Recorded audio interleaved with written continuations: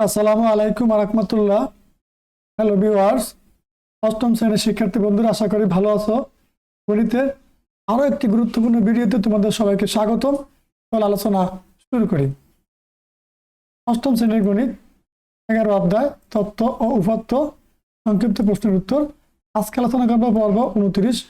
এই ভিডিওর আগে আরো 28টা ভিডিও আমি এই অধ্যায়ের উপরে এই চ্যানেলে আপলোড করেছি, তোমরা পর্যায়ক্রমে দেখে নেবে। আশা করি অবশ্যই ভালো লাগবে। আজকে আমি আলোচনা করব সংক্ষিপ্ত প্রশ্ন 21 থেকে 30 পর্যন্ত। এই 10টা প্রশ্ন খুবই গুরুত্বপূর্ণ, 100% কমন উপযোগী প্রশ্ন। চলো আলোচনা শুরু করি। প্রশ্ন 21, প্রচুরক কাকে বলে? উদাহরণ দাও। চমৎকার একটা প্রশ্ন। উত্তর: অনুপাতের মধ্যে যে সংখ্যাগুলো সবচেয়ে বেশি বার থাকে তাকে প্রচুরক বলে। যেমন 3, 4, 6, 3, 7, 8, 3। উপাত্তগুলোর মধ্যে 3 সংখ্যাটি সবচেয়ে বেশি বার আছে, সুতরাং প্রচুরক সমান সমান 3। আশা করি তোমরা বুঝতে পেরেছ। প্রিয় শিক্ষার্থী বন্ধুরা, এই প্রশ্নগুলো আমি অনেক কষ্ট করে তৈরি করেছি, নিজের মতো করে সাজিয়ে দিয়েছি। আশা করি অবশ্যই ভালো লাগবে। তোমরা ভিডিওতে লাইক, কমেন্ট, শেয়ার করে চ্যানেল সাবস্ক্রাইব করে পাশে থাকা বেল বাটনটি অন করে দিবে, এই ধরনের নতুন নতুন ভিডিও আপলোড করার সাথে সাথে যাতে তোমাদের কাছে নোটিফিকেশন চলে যায় এবং তোমরা এগুলো দেখে উপকৃত হতে পারো। চলো আমরা পরবর্তী প্রশ্ন আলোচনা করব। প্রশ্ন 22, শিক্ষার্থীদের গণিতে প্রাপ্ত নম্বর এই দেওয়া হলো। নম্বরগুলোর প্রচুরক নির্ণয় করো। খেয়াল করো, আমাদেরকে প্রচুরক নির্ণয় করতে বলছে। আমরা জানি অনুপাতের মধ্যে যে সংখ্যাগুলো সবচেয়ে বেশি বার থাকে তাকে প্রচুরক বলে। একটু মার্ক করে নেই।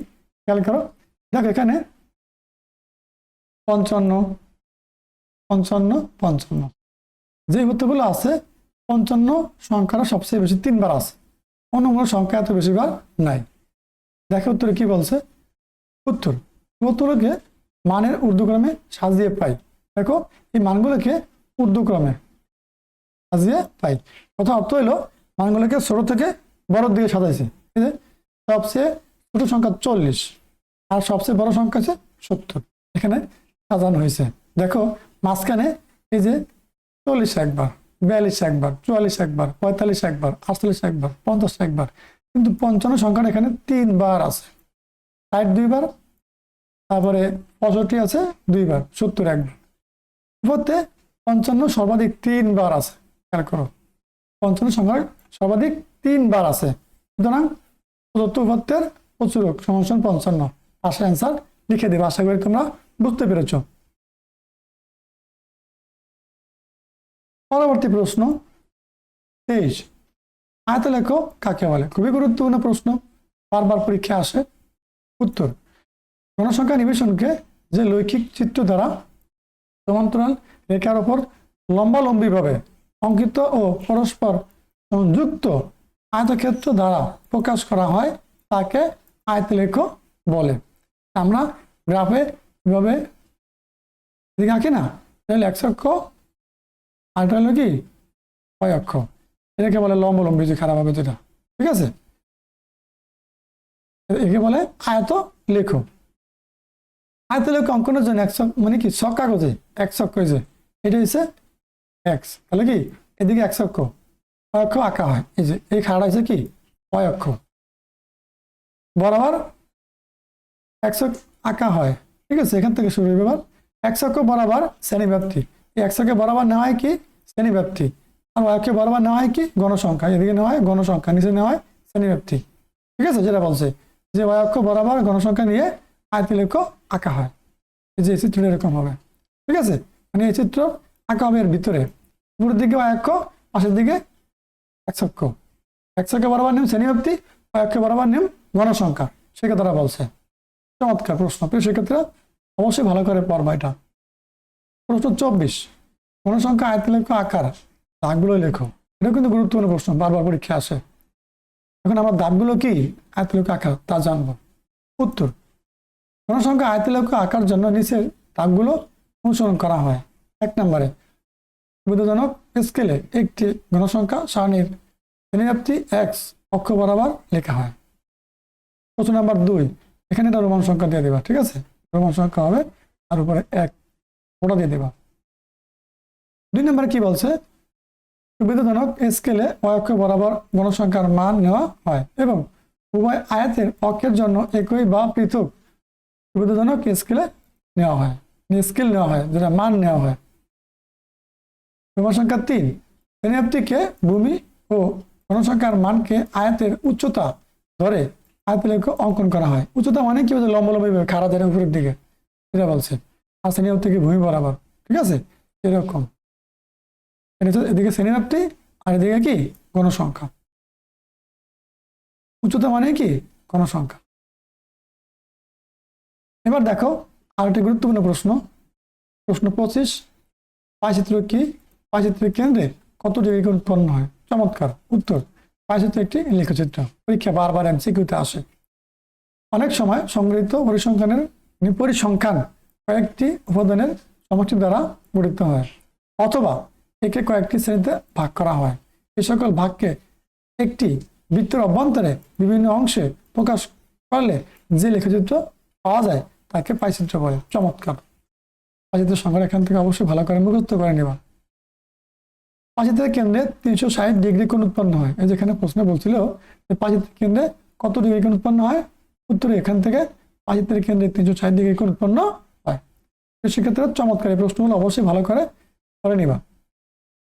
প্রশ্ন 26, উদাহরণ সহ কেন্দ্রীয় প্রবণতার সংজ্ঞা দাও। এটা আরো গুরুত্বপূর্ণ প্রশ্ন।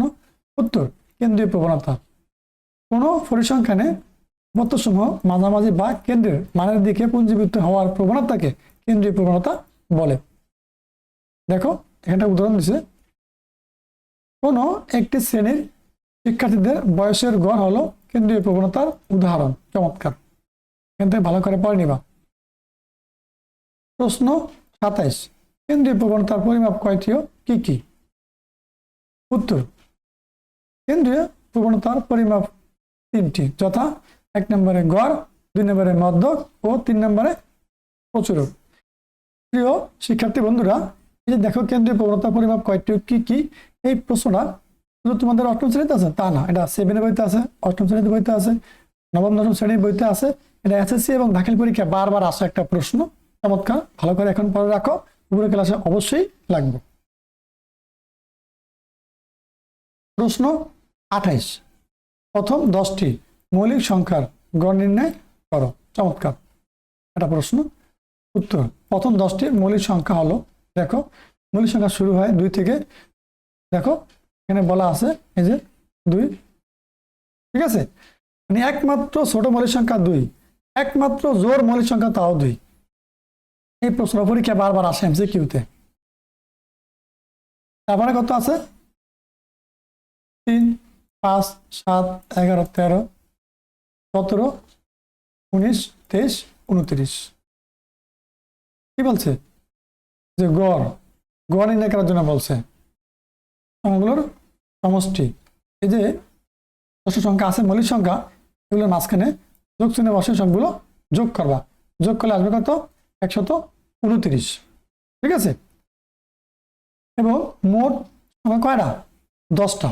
যেখানে মোট 10টা সংখ্যা আছে, ঠিক আছে। সুতরাং সংখ্যাগুলোর গড় সমসূত্র কি? সংখ্যাগুলোর সমষ্টি ভাগ মোট সংখ্যা। সমষ্টি কত? 129, ভাগ দাও মোট সংখ্যা কত, এখানে এই যে 10, 10 দিয়া 129কে ভাগ করো, ভাগ করলে আসবে কত? 12.9। প্রশ্ন 29, নিম্নে 8ম শ্রেণীর 50 জন ছাত্রের গণিতে প্রাপ্ত নম্বরের গণসংখ্যা নির্বাচন সারণী দেওয়া হলো। দেখো এই প্রাপ্ত নম্বর, এই গণসংখ্যা এখানে দেওয়া আছে, তুমি এখান থেকে দেখে বসে ভালো করে বুঝে নিবা। আর নিচে এখানটা লেখা থাকবে কি, যে ক্রমজনিত গণসংখ্যা সারণী তৈরি করো, ঠিক আছে। এই লেখাটা এখানে নাই, এখান থেকে থাকবে ক্রমজনিত গণসংখ্যা সারণী তৈরি করো। আমরা এখন উত্তর লিখবা। উত্তর, ক্রমজনিত গণসংখ্যা সারণী তৈরি করা হলো। দেখো ক্রমজনিত গণসংখ্যা সারণী তৈরি করার জন্য ধাপ লাগবে 3টা। প্রাপ্ত নম্বর, এখানে প্রাপ্ত নম্বর মানে কি? শ্রেণীব্যাপ্তি। তারপরে এই যে গণসংখ্যা দেওয়া আছে, আসলে একবার গণসংখ্যা। সর্বশেষ যেটা আমরা তৈরি করব ক্রমজনিত গণসংখ্যা সারণী, সেই মানটা লিখবো, ঠিক আছে। এখন এই প্রাপ্ত নম্বর কোথা থেকে লিখলাম, দেখো এখানে দেওয়া আছে এই যে প্রাপ্ত নম্বর, অবশ্যই দেওয়া থাকবে পাশাপাশি। আর আমরা খাতায় লিখবো কি? নিচের দিকে এই মানগুলো পর্যায়ক্রমে, ঠিক আছে। তারপরে এখানে গণসংখ্যা, দেখো এখানে গণসংখ্যা দেওয়া আছে প্রশ্নের পাশাপাশি। আমরা এই গণসংখ্যাগুলো এই যে এখান থেকে 55, তখন 6, আবার 56 থেকে 60, তখন 8, ঠিক আছে, প্রশ্নে দেওয়া আছে পাশাপাশি। আর আমরা খাতায় লিখবো মানগুলো কি নিচের দিকে। এবার এই যে ক্রমযোজিত গণসংখ্যা সারণী কীভাবে তৈরি হয় সেই মানটা আমি বা নিয়মটা তোমাদেরকে শিখিয়ে দেবো। খেয়াল করো, এখানে কত আছে প্রথমে 6, প্রথমে এখানে 6 লাগবা, ঠিক আছে। এবার এখানে কত 8, এই যে 6 আর 8 এই দুটো যোগ করো, এই যোগ করলে কত আসবে 8 আর 6 14, এখানে বসবে, ঠিক আছে। এবার এই 14 আর 13 যোগ করো, মাঝখানে যোগ চিহ্ন বসাইয়া ক্যালকুলেটারের মাধ্যমে যোগ করবা, 14 আর 13 27, ঠিক আছে।